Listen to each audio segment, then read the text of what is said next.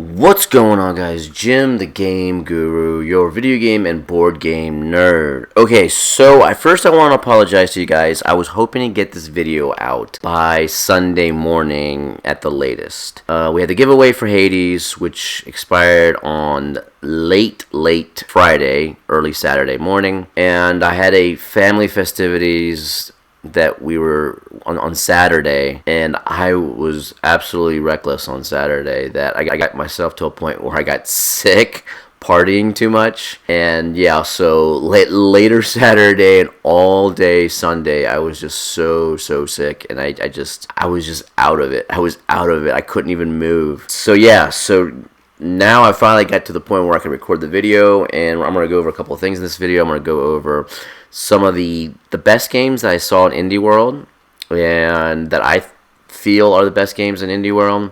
I'm not even going to cover all the other ones because there's a bunch of other games, and a lot of them look kind of okay. And then at the very end, after I go over some of the highlights I think on Indie World, I'll go into drawing the winner for the Hades giveaway here while I record, and then I'm going to contact that person directly through email. Okay? Alright, so let's start off with the Indie World. Okay, so about 7 games really interested me. Well, the first thing is Fez is finally on the Nintendo Switch. Thank God. Dude, I have been waiting for this game to come to Nintendo Switch for so long. And I have a PS Vita, and I know it's available on that, but I was like, I've been holding out for the longest time because I just knew it was just a matter of time. Eventually, they were going to release it on the Switch. Finally, it is here. Okay, so Fez. Then, let's see, Hindsight.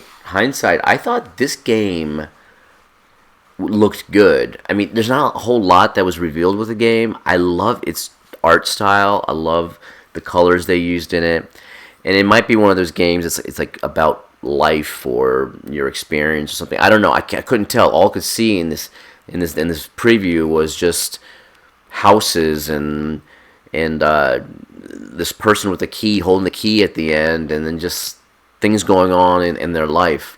So I'm not sure what it's going to be about. It's very mysterious in that aspect, but I love the look of it. I thought the look looked fantastic.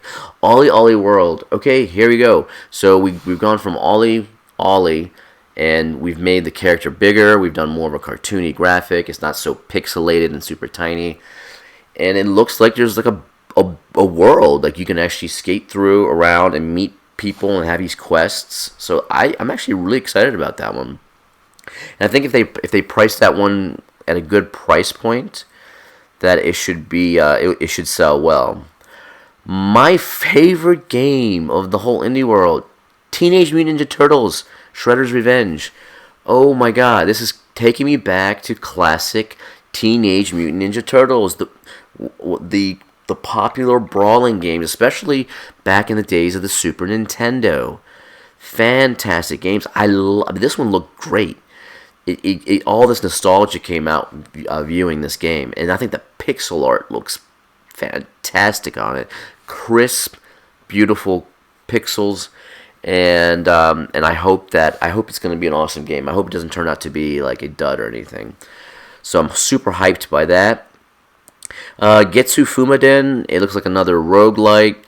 It looks like they're kind of trying to go along with the same direction as Dead Cells, where it's kind of a side-scrolling, go as far as you can, hack and slash.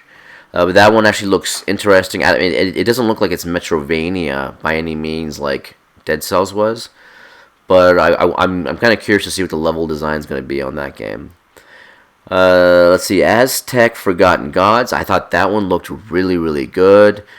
It looks like it's got a mixture of like parkour and finding special abilities and certain things related to Aztec gods, and maybe part of it's like a 3D action kind of fighting. Well, not fighting, like I guess it's more of like 3D action kind of game. But yeah, I think that one looks fantastic. I like the look of it. I wonder how it's going to perform on the Switch.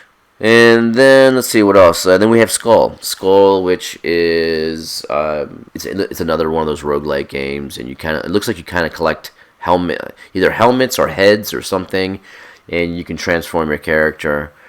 But that one looked interesting. I think the art is pretty good. I just wonder if that game is gonna get to the point where, because there's so many roguelites out there on the Nintendo Switch now, if it's just gonna be one of those games that gets forgotten easily because it doesn't bring anything to the table that's above and beyond a lot of the other roguelites. So that's one thing that I think could be a negative. Like Getsu Fumadan actually has a different art style. It's not like a pixel art game, because a lot of roguelites are pixel arts. So that one has like a much richer kind of art style to it, and it's some cool bosses and stuff. But Skull doesn't have that, so I hope the gameplay is going to be its redeeming factor. And then there was one at the very end I wasn't really too impressed with. It didn't really grab me. I think they were trying to do something super mysterious with it, with lost signals. So I'm not sure. They didn't really reveal anything. They didn't reveal the gameplay or anything about it. So that one, it didn't pull. I don't think their little trick of saving it until the end. Like Nintendo always does that on every single Direct or Indie World. I don't think that paid off in that game because they showed me nothing on it, and there's nothing that really pulled me in. So I'm not too impressed with that Lost Signals presentation at the very end. Okay, so those were the highlights that I thought on Indie World. So before I get to the Hades winner, one other game that I saw that was actually really, really cool, and I discovered that on the indie sale, and I never knew it actually existed on the Switch, was Manifold Garden. That one looks really, really interesting. It looks like it's a puzzle-based game with kind of almost like a first-person 3D look to it, and with a lot of changing shapes all around the environment. And the art style looks really cool, and just the way everything moves in the game looks pretty awesome. And I think that it's mostly a puzzle game, if I'm not mistaken. I do think the price on it, even after the sale, was just a little too high. But I did add that to my list, and I'm hoping that one day it drops to like $8 or something. And I think that would be a really good pickup. But I just want to kind of highlight this one game, even though it's not a up and coming new release. It just struck me because it's something that I saw on the sale page. I'm like, oh wow, that looks really, really cool. Now let's go to the drawing, which is probably what most people are going to be clicking this video for Hades, the popular Nintendo Switch roguelike game. Alright, so let me go ahead and log into my computer here and draw the name. Alright, so we had 19 entries for the game. 19 entries, which is not bad. Alright, so looking at the questions for the giveaway. So the 3 questions I have: what Switch game have you played that looked like trash but was awesome? Let's see. We have a bunch of different answers for that. Kid Trip, My Riding Stables, Streets of Rage 4. Wow, somebody actually thought that one looked like garbage and it turned out good. Children of Morta. Okay, cool. Pikuniku. Nice. Overcooked. Celeste, okay, Air, Ultimate Chicken Horse, Moonlighter, Fortnite, okay. And let's take a look at what people said. What is your favorite Switch game? Mario Odyssey, Breath of the Wild. No surprise that some people put that. Animal Crossing's New Horizon. Right now it's Ashen, so somebody put Ashen in there as one of them. Little Nightmares 2, Just Dance, Mario Kart. Couple people put Mario Kart, which is another fantastic game. Wow, there's a bunch of Breath of the Wild and Super Smash Brothers. Awesome. And what game would you like to see in a future giveaway?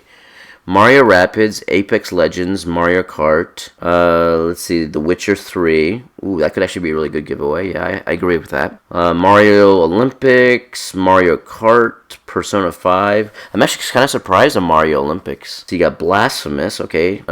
Super Mario Odyssey, The Long Dark, Stardew Valley, and somebody actually put Control, I guess the cloud version of Control, and then Zelda. Really, really cool. Alright, so let's go ahead and pick a winner. Now, if the person has marked their opt out, I won't be able to say their name. So the winner is Kyle Bontrager. Okay, awesome. So Kyle, you have won a copy of Hades for the Nintendo Switch. Awesome. All right, I will contact you and by email and then send this off to you. All right, that's it, guys. I am out of here until the next video. Bye.